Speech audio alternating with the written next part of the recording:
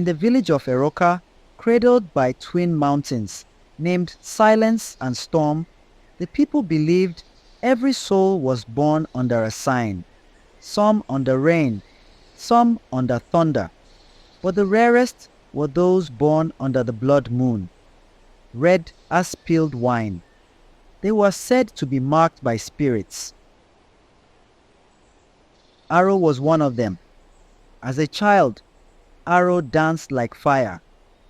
He could mimic bird calls perfectly and had a way of making even the stern elders smile. His mother, a healer, braided stories into his hair at night. She told him, "You have a flame in you, but beware, flames draw shadows." But when his mother died of fever, something cracked. His laughter dimmed. The world lost its color. His sister, Sephiat, tried to hold him together, but grief is a slippery beast. One twilight, Arrow wandered deep into the Wailing Woods, a place where lost things went to sleep. That's where he met the silver-haired man with mirror eyes. The man said nothing at first, just offered Arrow a bone pipe filled with a shimmering dust that pulsed like it had a heartbeat of its own. "This is dream dust," the man finally rasped. "A gift from the stars. One breath, and you'll forget everything you want to forget." Arrow took it, just once, but once was all the dust needed. The descent dream. Dust didn't just dull pain. It created a world of its own. Arrow flew above forests, walked on water, danced with spirits who whispered his name like a prayer. But reality always came back. Each return was colder. Colors faded more. His body ached for the dust, as if it had become part of his blood. He sold his mother's herbs, then her rings, then her name. The villagers stopped calling him Arrow. They called him Hollow Eyes. His sister cried behind closed doors. But still, he wandered into the woods, chasing that silver-haired man, now nowhere to be found. The demon wakes one night, broken and breathless. Hollow Eyes stood at the edge of the hero's cliff, the place where warriors who had nothing left to give threw themselves into the wind.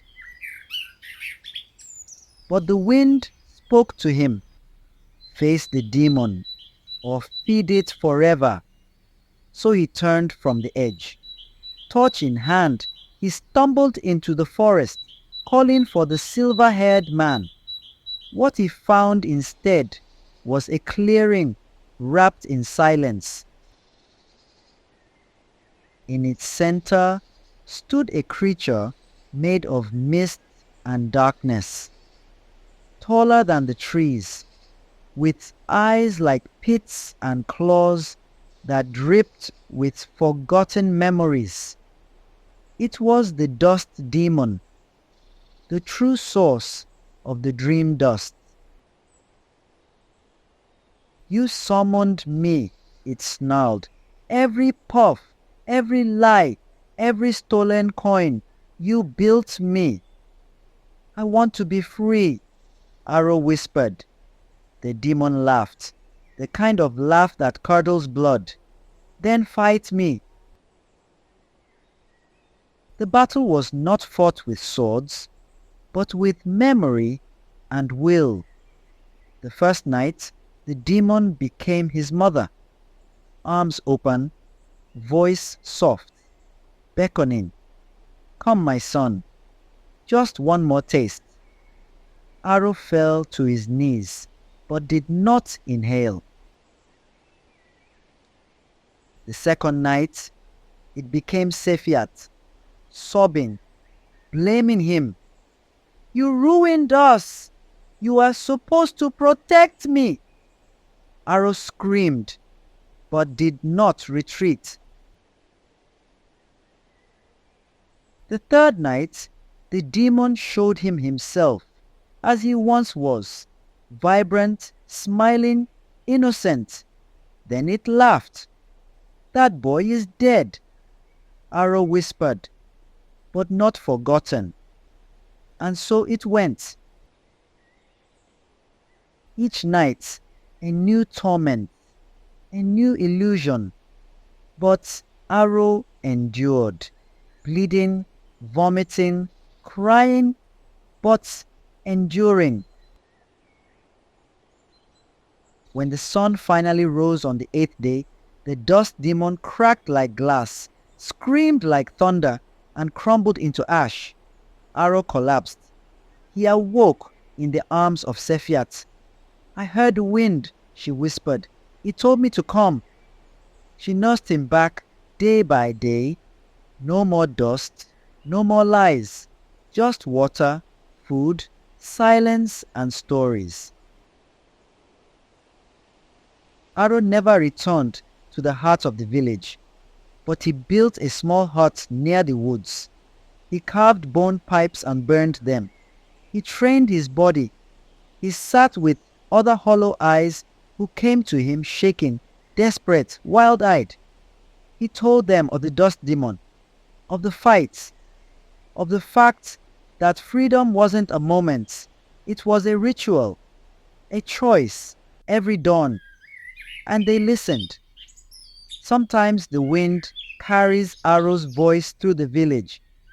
You can fly without wings, but only if you never forget the ground. The tale of Arrow teaches that even the brightest flame must learn to live with its own shadow. Born with a light that could make birds dance and elders smile, Arrow was marked not only by wonder, but by vulnerability.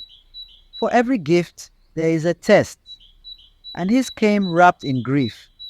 When we lose what anchors us, it's easy to drift toward anything that promises escape. But the more Arrow ran from his pain, the more he fed the demon that stalked him in silence. Addiction, in its deepest form, is not only a hunger of the body, it is a cry of the spirit. There is no healing in denial. Only when Arrow stood still and faced to the creature he had built from his own suffering did the winds begin to shift. He did not win through force, but through endurance, through facing truth night after night without turning away. This is the nature of transformation. Slow, painful, but deeply real. Arrow's story is a reminder that the name we betray can still be reclaimed.